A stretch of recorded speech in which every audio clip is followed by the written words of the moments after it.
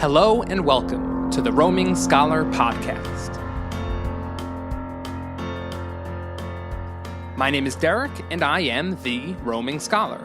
Today is episode 2 in season 2, and I suggest that if you haven't listened to episode 1 of season 2, an invitation to start there. Last I left off, I was going on a journey to write my first novel, and I promised to take you along for the ride. Today, I want to update you on the journey and also share 2 important lessons I've incorporated that can apply to any idea, any project that you yourself might be working on, including your life as a whole, which is its own creative project. Also, remember, you can follow me on Instagram and Facebook to get more frequent updates on this journey I'm on. Just search The Roaming Scholar. Now, let's get to it. Quick update. Where am I on my journey? Well, I'm right on track. Oh, now that's boring, Derek. Where's the drama? Sorry, no drama. It's been an awesome experience so far, and my outline is done. I've mapped this story out really well, and I can see the path from the beginning, the crime, to the end, criminal captured. I see the twists and turns in the plot and the aha moments that will be made by my detective, Jewel, and when she'll make them. This took me close to 2 weeks to get to, though, and a little longer since I was working on things for about a month before then. But the outline is the most important part of seeing a project through to completion. We can always get started on a project without an outline, but eventually, if we want it to come out great, there comes a time to pull back and map out the whole thing, a time to create the blueprint for how we want things to go. The outline is the place to start. One thing I realized, though, is that for some projects, especially those a bit outside the comfort zone, learning to outline whatever project you are working on is the place to start. This is the first lesson that I want to talk about.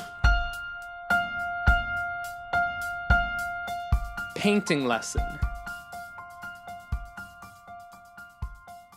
I'm a big fan of the idea to just get started on that big dream. Just take some steps forward. Yet sometimes we don't know enough to even do that. I wanted to bring this up in case anyone is in that boat, unable to get started because they don't know where to start. Let me give you a personal example. Several years ago, I wanted to have another go at painting. Just for fun, just because. Yet, whenever I tried it, I didn't know where to start, and so it always seemed too challenging. I had certain pointers about approaching a painting, but never how to start a painting, how to outline it. I could sketch, but how do you sketch with paint? In those situations, I could start a painting, but it would be so bad that I wouldn't know how to make it right. Or not knowing how to really start it and outline it makes the whole project seem undoable, so it stopped me from really trying. Enter painting hero. My friend, Rob, is an amazing painter, and one night a few of us were over his place, and somehow we all got set up to paint along with Rob. He gave us all the materials, and as he started his own painting from scratch, he gave us all a little lesson. Ooh, I bet it was a lesson in outlining a painting. Yes, you're right, just listen. I watched as he covered the entire canvas with a thin coat of paint. Then, with no paint on his brush, Rob began removing paint in a strategic manner, and within a minute we could all see the outline of his painting, and I was amazed. I could see the end result of the painting. Maybe not the colors it would have, but the shape, the look, and feel. I could see now how to get started, and then from there, it was almost easy. It's definitely not easy, but the idea of how to outline the painting is easy. That led me to be able to complete my first painting, which was a gift for my mom. Oh, by the way, happy birthday, Mom. When I turn 60, I hope I am as adventurous, as bold, and as kind as you are. I love you, Mom. Okay, back to the podcast. So, if you don't know how to start a business, look up how to create a business model. If you don't know how to write a song, look up the basic structure for most songs. If you don't know how to write a novel, look up how to outline a novel. It was doing this that led me to the second and really awesome lesson for today. I'm going to explain what the lesson is and how it applied to my writing, then how we can apply it to our lives. Come on, Derek, just tell us already. Okay, here we go. The corner. One of the things that sparked this whole journey was my continued interest in learning and bettering myself as a writer. I subscribe to the online course database of Masterclass, where famous and well-known people give classes on their skill. So Samuel L. Jackson gives a class on acting, and Gary Kasparov on chess, and Dan freaking Brown on how to write a thriller. I took Dan Brown's masterclass and it was excellent. Even if just to see his study/library in his house complete with Da Vinci Code artifacts, cryptexes, and a secret hidden door in the bookshelf. Oh man, I want that. Who wouldn't want a secret door, right? Anyway, one of the many lessons I learned from him that I'm hopefully applying into my mystery/thriller story is how he approaches outlining his stories. There were many things he discussed, but one of the lessons that made the biggest impact on my outlining process was to write my hero into a corner. To write myself into a corner with no way out. He gives an example from the Da Vinci Code. If you haven't read the book or seen the movie, I highly recommend it. Anyway, in the story, in the beginning, he writes his hero, Robert Langdon, into a bathroom at the Louvre in Paris, with the whole place surrounded by the police and Langdon being thought of as the murderer. Dan Brown talks about how he struggled here trying to figure out how on earth his character was going to escape this place without it seeming stupid. He goes on to describe how he could have rewritten the part and placed him somewhere else with an easier getaway, but instead, he kept himself written into a corner with no way out. This, he said, is how the good ideas come about. I'm paraphrasing, but the idea that he was talking about was that when you make an impossible problem to solve, your mind can eventually find a way to make a possible solution. Thus came the idea to take the tracker that was placed in Robert Langdon's pocket, stick it to a bar of soap, and toss it out the window, causing all the police to follow suit in the opposite direction to where Robert Langdon was really heading. The tracker didn't exist, though. Not yet, at least. Dan Brown had to go back and write that part into an earlier chapter. And the window in the bathroom was technically not the right window, but this, he said, is where the writer has some leeway to make fiction, fiction. A little rewriting of an earlier chapter, a little alteration to the architecture of the Louvre, and bam! His impossible escape became possible. For the reader, it was a great scene of clever thinking by the characters and also a tense scene by knowing this is going to be a really challenging escape, near impossible. What a cool lesson. So that's what I did. I wrote myself into a corner with this story. I created a killer from my story who is insanely clever, precise, exacting, and leaves no evidence. How on earth is my detective, as bright as I can make her, going to catch someone who leaves no trail? Derek, meet Corner. The light. That was the struggle that I was working on with my outline over the past 2 weeks. How to get a criminal caught when it's impossible to catch him or her. It's more challenging, but doing this will do two things, hopefully. First, it'll make my detective that much more impressive for figuring it out. Second, it'll make the challenge that much more exciting to read about.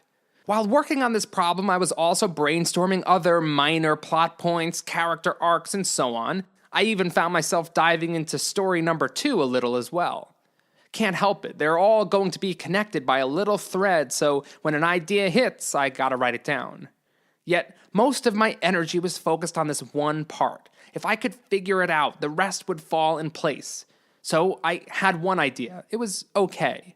Then another idea. It was a little better, but missing some pieces. And then on Wednesday night, there it was. The path through to the other side of this impossible situation. A way to make sense of it all. How and why this killer gets caught and why it makes sense. The light at the end of the tunnel was there and the corner was dissolving. From there, finishing the outline was much, much easier, and I have almost 40 chapters or 40 major scenes laid out, and I'm ready to return to writing the story now that I have my blueprint to follow.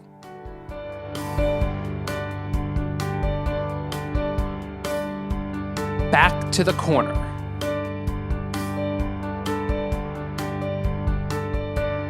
I want to take this same idea of writing ourselves into a corner and apply it to anything you're working on.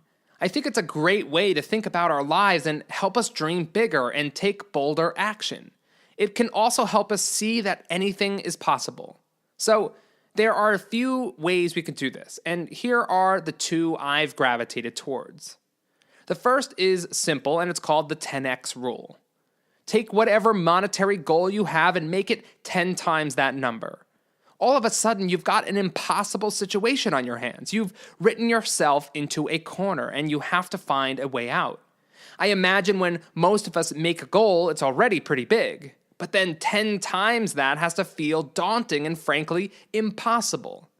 Now, start thinking though, and see what you come up with. Okay, I can hear some of your heartbeats from here. If an idea like this or the other one I'll share gets your heart racing with anxiety, you're missing the point. It's supposed to be a fun challenge. A challenge for sure, but fun and exciting to imagine. I mean, just think, if you find a solution to achieving 10 times your initial goal, holy crap, you're going to feel amazing. If you don't, all good, you've still got your goal. So remember, stay cool, stay calm, dream big, and let's talk about the second idea. This one comes from Tim Ferriss in the 4-Hour Workweek. Awesome book and a life changer for me. In the book, he talks about goal setting, and he takes the first idea a little differently. He says to imagine not a 1-year goal, but something like a 10-year goal. Some place you'd like to be, something you'd like to do, and so on. Obviously, it should be a big goal or dream because it's 10 years from now. Now, the corner part. Take that 10-year dream and ask yourself, how can I achieve that in 6 months? I'm sorry, what? 6 months? That's ludicrous, preposterous. There you go again with the heartbeats. Just imagine though, have some fun with it.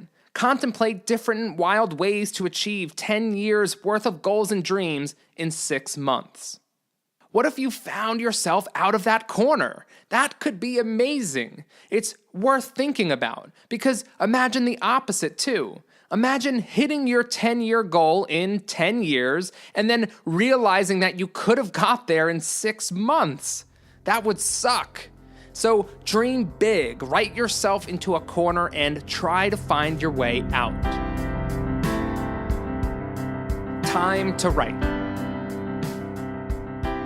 This podcast, this season, is about me sharing my journey as I chase a big dream, and I think I've done what Tim Ferriss suggested. I mean, if you listen to Season 1, Episode 6, Interview, I talk about how it is my dream to have written a novel and onto the New York Times bestseller list within the next 5 years. In my mind, just 2 months ago, I was thinking I'd start getting it done next year sometime. And after another year or so of writing, I'd finish the book. Then some time to get published and so on. Then everything I talked about last month happened, and here I am trying to accomplish a 5-year goal in 1 month. Impossible. Absolutely impossible. Insane. For sure. Outrageous. You bet, but as I said last week, why the hell not? I've seen this as a fun game from the get-go. A challenge, but a fun challenge. That's how all our dreams should be, a fun challenge, a let me see if I can do this challenge. So, what's your corner going to be? What impossible position are you going to place yourself in this month, this year? If you share, I'd love to help give you ideas on how to break out and find the path to that impossible dream. You could do so on Instagram or Facebook at The Roaming Scholar, or feel free to comment on the corresponding blog post for this episode. Links in the description. Next time, I'll have some pages to share with you, and let's see if I can get your heart pumping and aching for the next chapters to come out. On that note, I gotta get going. I gotta get writing. See you all soon.